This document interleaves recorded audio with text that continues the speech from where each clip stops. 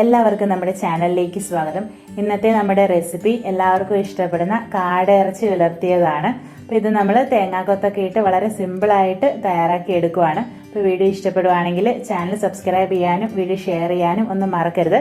അപ്പോൾ നമുക്കിനി വീഡിയോ കാണാം. നമുക്കിവിടെ 300 ഗ്രാം കാട ഇറച്ചിയാണുള്ളത്. ഇതിന് വേണ്ട ചേരുവകൾ: ഒരു സവോള കനം കുറച്ചരിഞ്ഞത്, ഒരു ചെറിയ കഷ്ണം ഇഞ്ചി ചതച്ചത്, 4 അല്ലി വെളുത്തുള്ളി കനം കുറച്ചരിഞ്ഞത്, 3 പച്ചമുളക് കീറി വെച്ചിട്ടുള്ളത്. ഇനി നമുക്ക് ഈ കാടയൊന്ന് ചെറിയ കഷ്ണങ്ങളായിട്ട് മുറിച്ച് ഒരു ചട്ടിയിലേക്ക് ഇടാം. ഒത്തിരി ചെറുതാക്കാതെ ഇങ്ങനെ നമുക്ക് മുറിച്ചെടുക്കാം.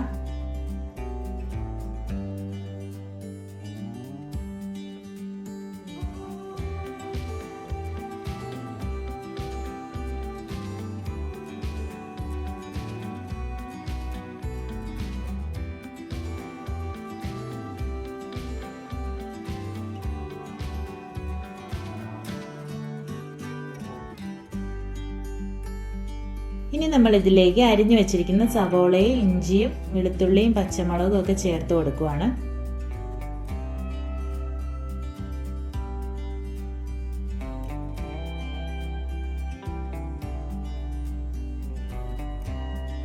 എന്നിട്ട് ഇതിലേക്ക് ഒരു നുള്ളു മഞ്ഞൾപ്പൊടി ചേർത്ത് കൊടുക്കാം. ഇനി ആവശ്യത്തിന് ഉപ്പിട്ട് കൊടുക്കാം. എന്നിട്ട് കൈകൊണ്ട് നന്നായിട്ട് തിരുമ്മി നമുക്ക് യോജിപ്പിക്കണം.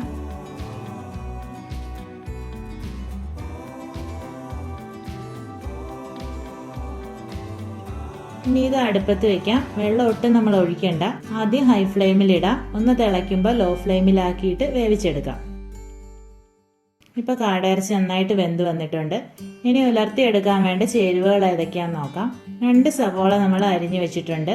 പിന്നെ പൊടികൾ: മുളക് പൊടി 1/2 ടീസ്പൂൺ, മല്ലിപ്പൊടി 1 ടീസ്പൂൺ, മസാലപ്പൊടി 1/2 ടീസ്പൂൺ, കുരുമുളക് പൊടി 1/2 ടേബിൾ സ്പൂൺ. കുരുമുളക് പൊടി കൂടുതൽ ചേർത്താണ് നമ്മളിത് തയ്യാറാക്കി എടുക്കുന്നത്. പിന്നെ കുറച്ച് തേങ്ങാക്കൊത്ത് കനം കുറച്ച് അരിഞ്ഞത് കൂടി വേണം. ഇനി ഇത് റെഡിയാക്കാനുള്ള പാത്രത്തിലേക്ക് ആദ്യം എണ്ണ ഒഴിച്ചു കൊടുക്കാം. പിന്നെ കടുകിടാം. കടുക് പൊട്ടുമ്പോഴത്തേക്ക് നമുക്ക് കറിവേപ്പില കൂടി ചേർക്കാം. ഇനി അരിഞ്ഞു വെച്ചിരിക്കുന്ന സവോള ചേർക്കുവാണ്. എന്നിട്ട് തേങ്ങാക്കൊത്തും കൂടി ഇതിന്റെ കൂടെ ഇട്ട് കൊടുക്കണം. ഇനി ഇത് നന്നായിട്ട് നമുക്ക് വഴറ്റിയെടുക്കാം.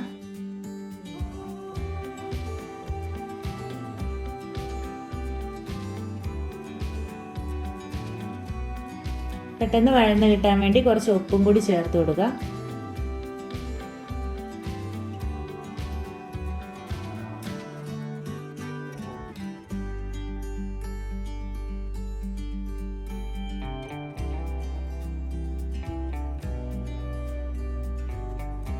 സവോള നന്നായിട്ട് വഴന്ന് കളർ മാറുമ്പോഴത്തേക്കും നമുക്ക് എടുത്തു വെച്ചിരിക്കുന്ന പൊടികളെല്ലാം ചേർത്ത് ഒന്ന് മൂപ്പിക്കാം.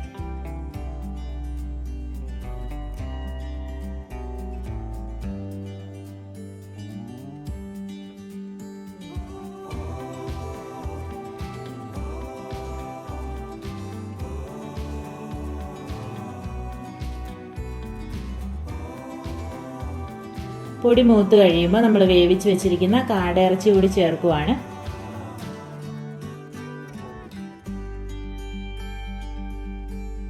ഇനി നന്നായിട്ട് ഇളക്കി യോജിപ്പിച്ചിട്ട് കുറച്ച് സമയം ഒന്ന് അടുപ്പത്ത് വെച്ച് വെള്ളമൊക്കെ ഒന്ന് വറ്റിച്ചെടുക്കണം.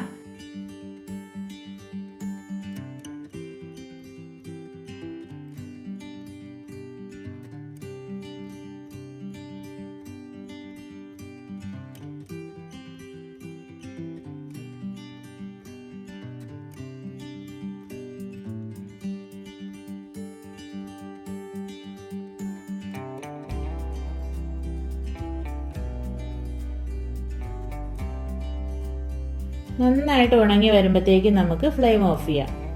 ഇപ്പൊ സ്വാദിഷ്ടമായ കാട ഉലർത്തിയത് റെഡി ആയിട്ടുണ്ട്.